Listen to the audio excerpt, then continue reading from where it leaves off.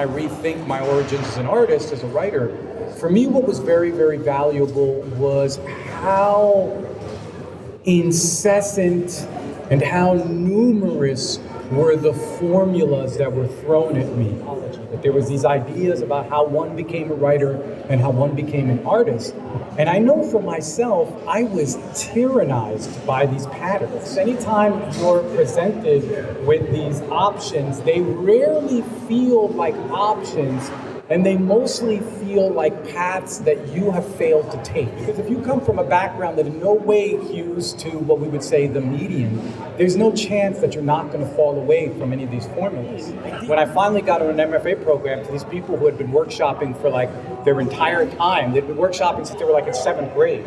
You don't speak the language, nor are you familiar with the sort of shaping habit of writing for writers. One of the important outcomes, I think, of the proliferation of this idea of workshopping as a lifestyle has been the gravitational focus has moved away from the organic orientation of readers and towards a really mutated, very narrow idea of writing for other writers. That as a writer, you need a much stronger conceptualization of what readers mean and how readers function on the page.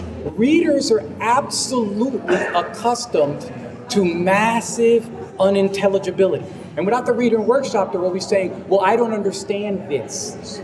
Unintelligibility is always being attacked, where unintelligibility is an absolutely normative condition of the experience of reading. And a lot of times, a bunch of the shit that we do, people are trying to lay it on some ethnic cultural crap. Are you sure people are going to understand this? Are you positive that this isn't too much? For a reader, if they can make sense of 60% of what you write, that's considered a win. The great joys of reading is that most of what you read escapes us and is only learned or approached through rereading and through contact with other readers. If you don't have an interesting way of how audience works, you're making about 5 times more work for yourself as a writer. Audience helps you shape an economy of signification, and the proliferation of some of these fantasies about how art works, and very unrigorous, it's not helpful for anybody. The writer with an audience is a powerful artist, and I think that that's what the best literature is. We're overhearing comments that were directed at someone that doesn't even exist anymore. But yet the very fact that someone was supposed to receive it charges the words with meaning, significance, and with libidinal energies. You know, me saying damn versus me going damn to you are 2 different things. I actually, like Junot, I wasn't an English major and I wasn't a creative writing major. I grew up in a working class neighborhood in Korea. My parents are immigrants, I'm an immigrant. And the idea of being a writer, a fiction writer, was such an incredible luxury. I mean, one of the things that's interesting to me in terms of my origin is the way I was read was determined by who read me in my classrooms, who my teachers were. And later on, when I started to try to publish, what my agent said to me about the way I was writing and what the publisher said about my work, I've been told several times I'm not Korean enough. I've been told several times I'm too Korean. And then after a while, you just like wonder, what the hell does that mean? For us to have a kind of inner, I don't know, how do you describe that? That inner belief that somehow, despite the fact that it's ahistorical of our biographies, that we believe that somehow it was okay, that somehow we deserve to continue telling our stories. For me, I'm very, very grateful for this little inner belief. And I have to have it because sometimes when you face a screen or when you face something that somebody wrote about you, you have to persist. And I think for Junot as well, we've drawn so much courage from writers that we don't know because the text for us was our classroom too. It's so hard to generalize from one experience to the next, and yet there's an enormous amount of affinity to be found between people who are incredibly disparate. If you grew up the way I did, a kid, an immigrant kid, a Dominican kid from a universe where being a writer was about as unimaginable and also just as discouraged. Any artist was just like, are you insane? I mean, for me, that's what it all comes down to, is that there's so much out there trying to stop people from telling whatever little freaky story you want to tell. But the love of the word, both from readers and writers, outstrips the whole damn thing. It took me 12 years to publish my first novel. Yeah, you beat me by a year. And it's hard to convince yourself that, they say that to write something new, you've got to be lost, right? If you know where you're at, if you're confident you know where you're at, you're not writing anything new. And if you're lost, chances are you're going to produce something that's going to be interesting at least. But it's really hard to square the feelings of confusion and, for me, a lot of self-loathing. I mean, when you're like on your 6th year of a novel, it's real easy, and you watch like you've taught a student in a workshop and they'll write a novel in 6 months. It's not unimaginable that you might blame yourself. A friend of mine really said something helpful to me that kind of pushed me through this, is that every time you write a new book, even if it's your first book, the hard part isn't writing it. The hard part is becoming that person you have to become to finish the book.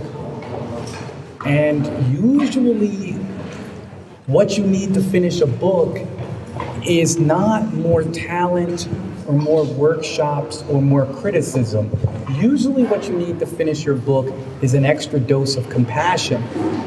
Not just simply to connect to your characters, that helps, but usually the compassion that you need to connect to your characters is first modeled whether you're compassionate to yourself. And without modeling that, without becoming the person that is compassionate to themselves, forgives themselves for sucking, for taking 11 or 12 years, this shit isn't gonna happen. And worse, how in the world can you even communicate to your characters when it's not through a matrix of compassion? So it took a long time, you guys. I never finished my book. I never even got traction on my book till I went through that long process of finally saying, you know what, I really, and it sounds like we should all like hold hands, but till you get to that moment. We can. Yeah, till you get to that moment and you're like, I think really when I finally said, I forgive you for really sucking, I mean, I know it sounds crazy, but I think that the book only started then. The book only started then. And before that, I approached it with all my weapons.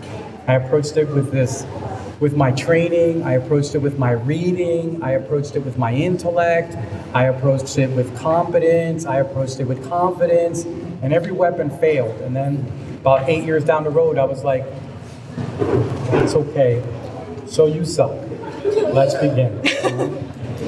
Meeting people like Junot, where he gave integrity to communities that were never central before. And I guess this is what's really important that I'd love to share with you today, which is when everybody tells you that what you're writing about is different or weird and it's not going to work, what they don't realize is that there are all these untapped readers out there who are actually waiting for that weird thing that you are going to write. All of us here, in a way, are statistical anomalies when we really care about certain subjects that no one else thinks they care about. But actually, there are many, many, many people who want to know. And somehow you have to care that, well, I don't know, it's one of two things. One is, do you write for yourself or do you believe that there is an audience? I'm not sure, because I kind of think when people say, I only write for me, I kind of believe it, and I think in a way you do have to believe it, but another part of me doesn't believe it, because you could also write a diary. You don't have to want to publish. I always feel like, yes, it's true, I definitely write for me, but I definitely trick myself every time I write anything, whether it's an academic essay, a book review, anything. I kind of tell myself, no one's going to read it, so it's okay, just tell the truth. They use the big economic stick to terrorize you about an aesthetic. If I said to you it wasn't working across aesthetic issues, that's an argument worth listening to. But the argument is basically, really, you're not going to sell. Guess what? We don't fucking sell anyway. I really hope that you're encouraged, because what you want to say, the stories you want to tell, they matter. You haven't done anything wrong. Didn't take an MFA? You didn't do anything wrong. Took 11 years to write your book? You didn't do anything wrong. Don't feel like writing about your family, you didn't do anything wrong.